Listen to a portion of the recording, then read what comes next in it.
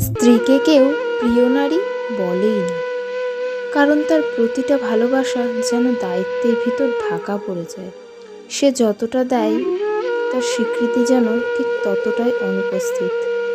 ছোটবেলায় মানুষ যখন বলে মা পৃথিবীর সবচেয়ে প্রিয় নারী, আর বড় হয়ে বলে মেয়ে আমার প্রাণ, আর একটু পরিণত হয়ে বলে বোনের মতো আপন কেউ নেই, তবু মুখের ভাষায়, শ্রদ্ধায় বা ভালোবাসায় কেউ বলে না আমার স্ত্রী আমার সবচেয়ে প্রিয় নারী। স্ত্রীকে কেউ খুঁটিয়ে দেখে না, কিন্তু তাকে দিয়ে দেয় জীবনের সবচেয়ে কঠিন দায়িত্বটা। তার কাছেই চায় নিঃশর্ত সহবাস, নিঃশব্দ সহ্য। তার কাছেই আশা করে এক ফোঁটা অভিযোগহীন সংসার। কেউ ভাবে না এই মেয়েটা একদিন মায়ের আঁচল ছেড়ে চিরচেনা ঘর, ছাদ, রান্নাঘরের গন্ধ, ছোটবেলার সেই আয়নাটা রেখে চলে এসেছে একটা ভিন্ন বাড়িতে। কেউ বোঝে না সেই মেয়েটা কিভাবে অভ্যাস পাল্টে নতুন পরিবেশে খাপ খাইয়ে নেয়, অথচ তার হাসিতে, খাবারের স্বাদে বা চুলে পেঁচানো রোলারেই সবাই খুঁজে ভুল। ভালো রান্না না করতে পারলে বলে তুমি তো কিছুই পারো না, আর ভালো করলেও বলে আমার মা এর থেকেও ভালো রান্না করতো।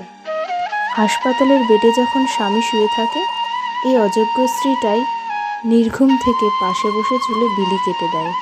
স্বামীর অফিস থেকে ফিরে ক্লান্ত মুখ দেখে এক কাপ চা বানায়।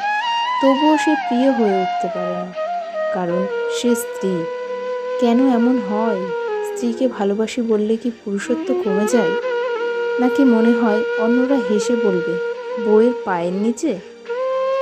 আসলে সমাজ কখনোই স্বীকার করে না একজন স্ত্রীও একসময় কারো আদরের মেয়ে ছিল, যাকে ঘিরে ছিল স্বপ্ন, নিরাপত্তা আর ভালোবাসা।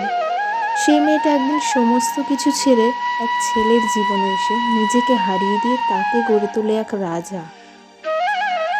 তবুও সে রাজাকে বলতে শোনা যায় আমার মা সবার আগে, আমার মেয়ে আমার জান।